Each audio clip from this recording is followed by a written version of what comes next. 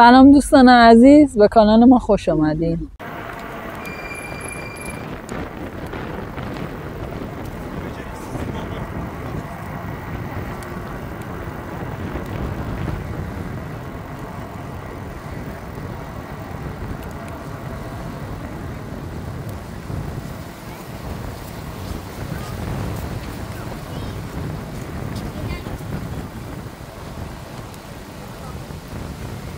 هم ضابط‌های شهر یالواه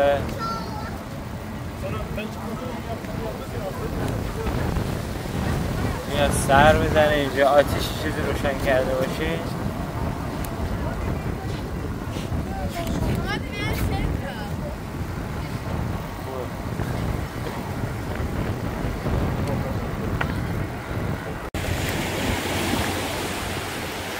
این هم از آسمون زیبای ساحل محله چیفلیکوی.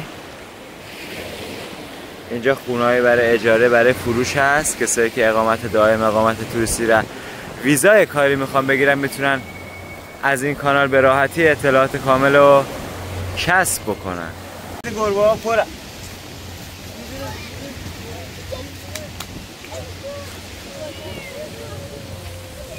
بکنم ماده‌شو گم کرد. چی شده؟ خب بیا اینجا به ما بگو مشکلاتو. چی شده بابا؟ نه گشنه نیستم اینا. جگر چی شده؟ ماهیگیرا میان اینجا بهشون فکر کنم دنبال زن و بچه‌شون. آره دنبال زن و بچه‌ش. نگاش کن نگاش. عزیزم گیر میکنی. این کشتی که الان وایساده توی فری بود، اگه یه ذره من نزدیک‌تر بگیرم، کشتی که از استانبول یعنی کافی اومده یالاوا، یه کشتی هم اون ور داره میاد اگه که توی مسیر باشه. بله این هم از ساحل چیفلیکوی. همونطور که نعیمه گفت خدمتتون، اینجا این پشت کشتی ها وایسادن. به خدمت شما عرض کنم که مسیر از یالووا تا استانبول رو میرن و از استانبول تا یالووا تقریبا تا استانبول 1 ساعت و نیم مسیر شهر قشنگی. همونطور که ملاحظه میفرمایید این کشتی ها از استانبول میان یا اینکه مسیر بعدی هم دارن به سمت پندیک. کسایی که میخوان سبیها گوکچه هوالیمانی یا همون فرودگاه سبیها گوکچه برن، از این مسیر میتونن برن پندیک و با یه اتوبوس به راحتی برن سمت فرودگاه. این هم که مسیر ساحل چیفلیکوی. اینجا میان بعد از ظهر ساعت 8 به بعد تقریبا وای میستن اینجا تو تاریکی، هم مشروب بخورن، همین هم که اینجا وای میستن میان ماهیگیری. سپاسگزارم تو اینجا ویدیو همراه ما بودیم. متشکرم. تو این کانال از اقامت، مهاجرت به ترکیه و تمام اقامت‌های قانونی ترکیه گفته میشه، برای راهکارهایی برای شما و برای اینکه راحت‌تر بتونید ترکیه زندگی بکنی و خرج و مخارج تو راحت تامین بکنی. 3 تا فروشگاه هم بهت معرفی کردم: بیم، شوک، آیوزبیر. میتونی تو اینا خرید اقتصادی بکنی. اگر که اومدی به ترکیه یا اقامت گرفتی یا اینکه برای مسافرت اومدی، به راحتی میتونی از این فروشگاه ها خرید بکنی، خرید اقتصادی. کردم خدمتتون. الان یک کشتی در حال رفته و یک کشتی در حال پارک کردن که مسافرها رو پیاده بکنه و توی این مسیرم میان اینجا قلاب بندازن، ماهیگیری میکنن و ماهی‌های کوچیکی که میگیرن و میدن به گربه هایی که تو اینجا تو ساحل هستند. اقامت که میخوام امروز در موردش باتون صحبت کنم اقامت عائله هستش. اقامت عائله اصلا چی هست؟ شامل چه کسایی میشه؟ اقامت عائله شامل کسایی میشه که مثلا من همسرم اینجا داره توی ترکیه کار میکنه، ویزای کار داره، به واسطه اون من میام اینجا اقامت بگیرم. حالا ما چجوری میتونیم اقامت خانوادگی، اقامت عائله رو بگیریم؟ این خیلی مهمه. یه سری مدارک میخواد. مدارکش خیلی مهمه. یه سری از مدارک ها هستن که داخل ترکیه اگه شما به زیر 5 سال باشین داخل ترکیه نمیتونین تهیه بکنین.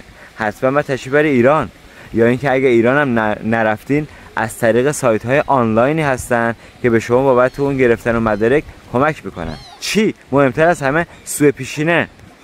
سوء پیشینه چه شکلی میشه گرفت اصلا؟ سوء پیشینه برای کسی که 5 سال بیشتر داخل ترکیه موندن میتونن از طریق ترکیه اقدام کنن، خیلی هم براشون راحت تره. ولی کسایی که تو ایران بودن و میخوان بیان ترکیه و از طریق سامانه سنا اقدام کنن.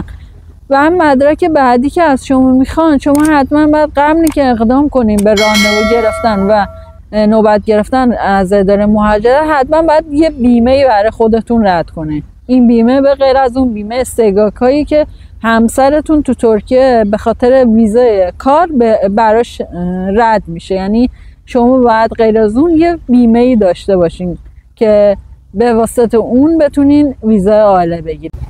مدرک بعدی که از شما میخوان نفوس هستش. اگر که ویدیوهای قبلی ما رو دنبال کرده باشین، برای ویزای توریستی هم یه همچین مدرکی از شما میخوان، یعنی همون محل اقامتتون که اجاره کردین مرگه های اون رو بعد به اداره مهاجرت ارائه بدین دوباره.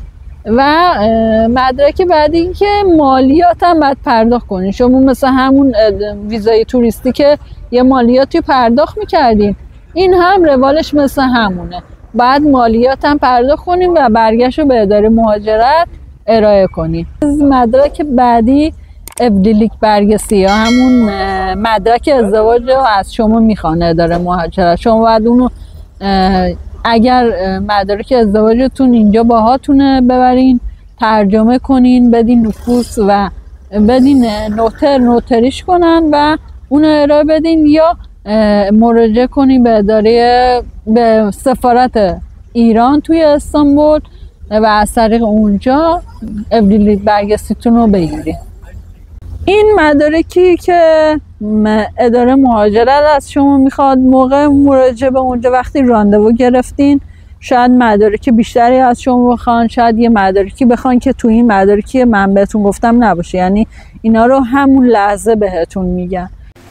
بله دوستان، سپاسگزارم که تا اینجا ویدیو همراه ما بودید. همونطور که نعیمه گفت بهتون برای اقامت عائله یا اقامت خانوادگی به غیر از اقامت توریستی یه سری مدارک میخواد که یکی از اونها که سوء پیشینه است که اگر که اینجا باشیم بالای 5 سال از اینجا تهیه میکنین، اگر هم که نباشین از ایران. و همونطور که نعیمه گفت برای ابلیلیک بلگسی هم بعد برین سفارت، بعد نوتریش بکنین، ترجمه بکنین، کاراشو انجام بدین، بعدش ببرین گوشه دارسی.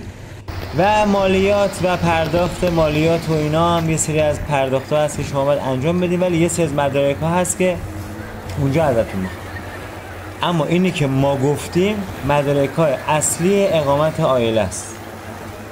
بله دوستان، همونطور که عرض کردم خدمتتون این مدارک رو میخواد و توضیحات کاملش رو توی دیسکریپشن گذاشتم و 2-3 تا فیلم هم براتون گذاشتم که مربوط به اقامته. از اینکه تا اینجا ویدیو با همراه ما بودین خیلی ممنونم. برام کامنت بذارین، ما رو سابسکرایب کنین.